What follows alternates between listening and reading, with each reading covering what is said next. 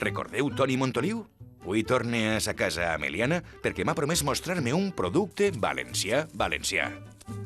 Che, Toni, bon dia. Ui, hola, bon dia. Hem vingut a tirar-te una maneta. Què toca collir avui? Estem collint així cacau del Collaret, cacau autòcton nostre valencià. Lo millor. Tu sempre reivindicant els productes de l'horta. Claro, això és un dels productes de les llavors que estem perdent-se pràcticament perquè, com aquell que diu, pràcticament en aquest moment no se fan. I entonces, com és una llavor pura, la meva preocupació és intentar que això se mantinga i que la gent puga tindre llavors pures per poder plantar-les en el futur. La veritat que fa goig mirar-los. A més de veres, este és millor que els altres perquè és un cacau que té dos granets. Damunt té la pell molt fina i té un sabor totalment diferent al cacau que mos importen de fora. El cacau està molt arrelat a la nostra terra. I este cacau, jo te puc dir que se va introduir així en Espanya per al segle XVI, a meitat del segle XVI aproximadament. I en el primer poble que es planta en Espanya va ser en Puçol, així, en l'Horta Nord. Del segle XVI a Puçol, a la Meliana del XXI.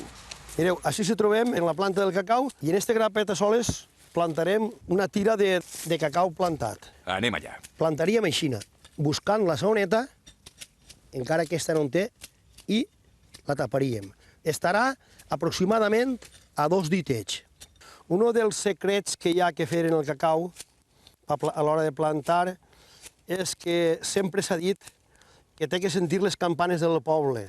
No se sol plantar i regar en seguida perquè a vegades s'encoura, se podrix en la terra. I entonces se sol plantar de saoneta.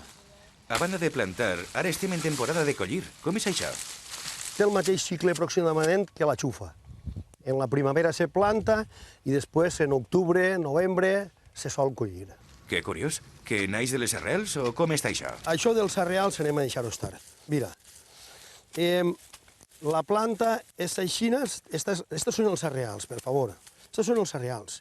I lo de més són flors aèries, que després d'eixir la flor fora, s'introdueixen en la terra i després fa el cacau. El cacau del Collaret és boníssim pels àcids grassos insaturats i pel seu sabor. Conté un 20% més d'oli que els importats. I això, que és més xicotet. A veure, ensenya'ns alguna mateta.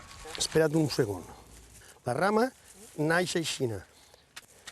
I entonces, la flor són tots estos tentáculos, que fan la floreta i després se cauen en la terra. I la rama cau en la terra. Mireu, veus? Això són rames. Esta l'ha produït el cacau a mitant rama. S'ha clavat la flor dins la terra i després ha fecundat. I per això s'ha fet el cacau. El cacau és l'única planta que naix aèria i se cria subterrània. Una cosa curiosa, que això jo penso que hi ha molta gent que ho desconeix. Pensava que eren arreals. Jo, sense anar més lluny, però a partir d'ara, lliçó apressa, Toni. Doncs mira, el tipus de cuidats que té que tenir aquesta planta és el següent, és que com resulta que naix, diríem, en les rames, el que tens que fer és que després de plantar i ja que ha nascut la planta estiga ja bonica, hi ha que recalçar-la. Recalçar-la vol dir tirar-li terra per damunt per facilitar que tots els tentàculs fecundats puguen entrar dins la terra i així puguen treure més producció. Ja queda poquet per acabar la collita d'enguany. Ara què fem? Una vegada tinguem ja la planta collida, se tira a muntons, com així està en aquest moment, i el que fem és espolsar el cacau dins de la panera. És una panera tradicional, feta de canya i de mimbre.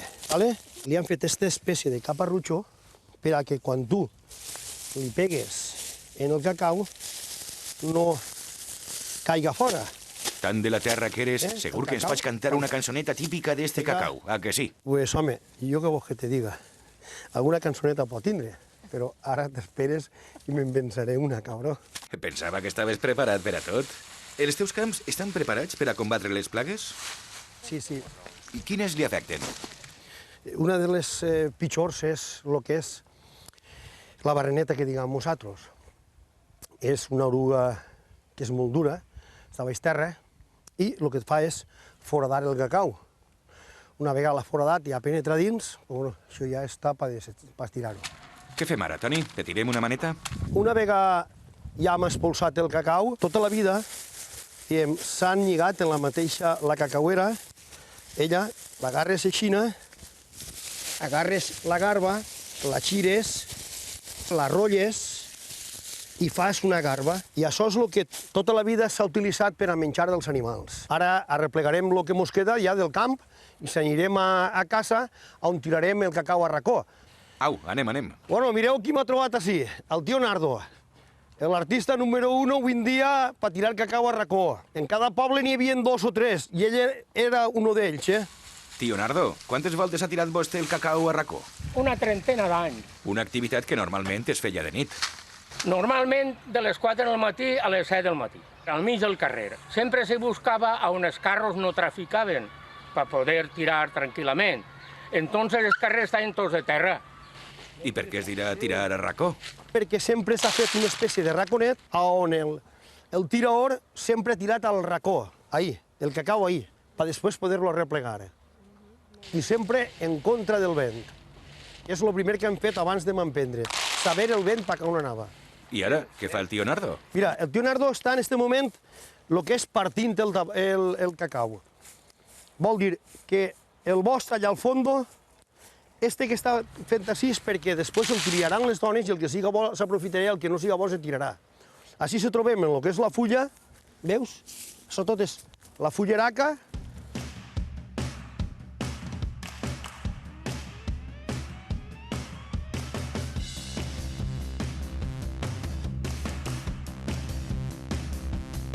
Este cacau ja és el que l'han tirat a racó, no? Ahí, i s'ha quedat ja separat de lo que és la fulla del cacau fallat i tot. I ara el que anem a fer és escampar-lo així, perquè així se vagi assecant.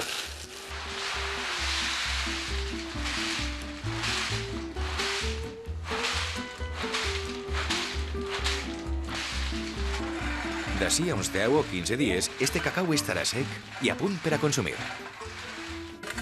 Això, esta feina que estic fent, se té que fer un parell de vegades tots els dies, Manejar el cacau perquè la humitat no se faci en ell. Bueno, ara ja heu vist el que és el cacau del collaret, ¿vale? Vos dic que tinc molta feina. El pròxim dia vos invite que quan vingueu a ma casa que no falti el cacau del collaret en la taula abans de m'emprendre dinar. ¿Vale? Adéu, Toni. Tornarem. Adéu, hasta ara.